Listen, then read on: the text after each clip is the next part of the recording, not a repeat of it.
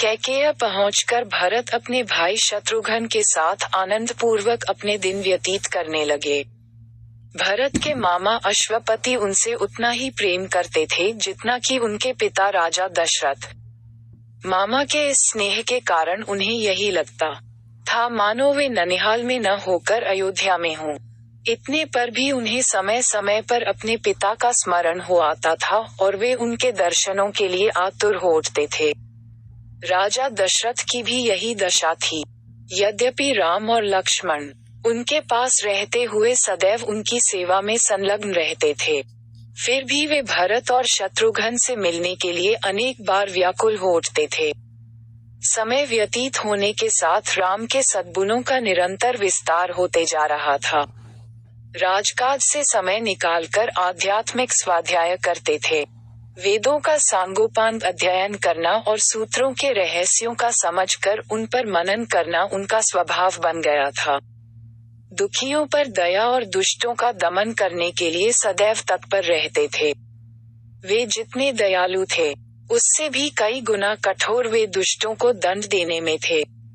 वे न केवल मंत्रियों की नीतियुक्त बातें ही सुनते थे बल्कि अपनी ओर से भी उन्हें तर्क सम्मत अकाट्य युक्तियां प्रस्तुत करके परामर्श भी दिया करते थे। अनेक युद्धों में उन्होंने सेनापति का दायित्व संभालकर दुर्धर्ष शत्रुओं को अपने पराक्रम से परास्त किया था। जिस स्थान में भी वे भ्रमण और देशाटन के लिए गए वहां के प्रचलित रीति रिवाजों, सांस्कृतिक धारणाओं का अध्ययन किया, उन्हें समझा और उनको यथोचित सम्मान दिया। उनके क्रियाकलापों ऐसे थे कि लोगों को विश्वास हो गया कि रामचंद्र क्षमा में पृथ्वी के समान, बुद्धि विवेक में बृहस्पति के समान और शक्ति में साक्षात देवताओं के अधिपति इंद्र के समान हैं। न केवल प्रजा वरन स्वयं राजा दशरथ के मस्तिष्क में ये बात स्थापित हो गई थी कि जब भी राम अयोध्या के सिंहासन को सुशोभित करेंगे, उनका राज्य अपूर्व सुखदायक होगा और वे अपने समय के सर्वाधिक योग्य एवं आदर्श नरेश सिद्ध होंगे। राजा दशरथ अब शीघ्रातिशीघ्र राम का राज्याभिषेक कर देना चाहते थे। उन्होंने मंत्रियों को बुलाकर कहा, हे मंत्रीगण, अब मैं वृद्धा हो चला हूँ और रामचंद्र राज सिंहासन पर बैठने के योग्य हो गए हैं। मेरी प्रबल इच्छा है कि शीघ्रातिशीघ्र राम का अभिषेक कर दूं।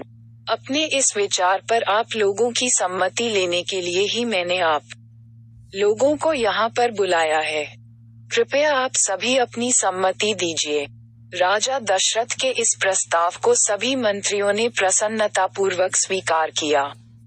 शीघ्र ही राज्य भर में राज तिलक की तिथि की घोषणा कर दी गई और देश देशांतर के राजाओं को इस शुभ उत्सव में सम्मिलित होने के लिए निमंत्रण पत्र भिजवा दिए गए। थोड़े ही दिनों में देश देश के राजा महाराजा, वनवासी ऋषि मुनि, अनेक प्रदेश के विद्वान तथा दर्शकगण इस अनुपम उत्सव में भाग लेने के लिए अयोध्या में आकर एकत्रित हो गए। आए हुए सभी अतिथियों का यथोचित स्वागत सत्कार हुआ तथा समस्त सुविधाओं के साथ उनके ठहरने की व्यवस्था कर दी गई। निमंत्रण भेजने का कार्य की उतावली में मंत्रीगण मिथिलापुरी और महाराज कैकेय के पास निमंत्रण भेजना ही भूल गए। राजतिलक के केवल 2 दिवस पूर्व ही मंत्रियों को इसका ध्यान आया। वे अत्यंत चिंतित हो गए और डरते डरते अपनी भूल के विषय में महाराज दशरथ को बताया। ये सुनकर महाराज को बहुत दुख हुआ, किंतु अब कर ही क्या सकते थे।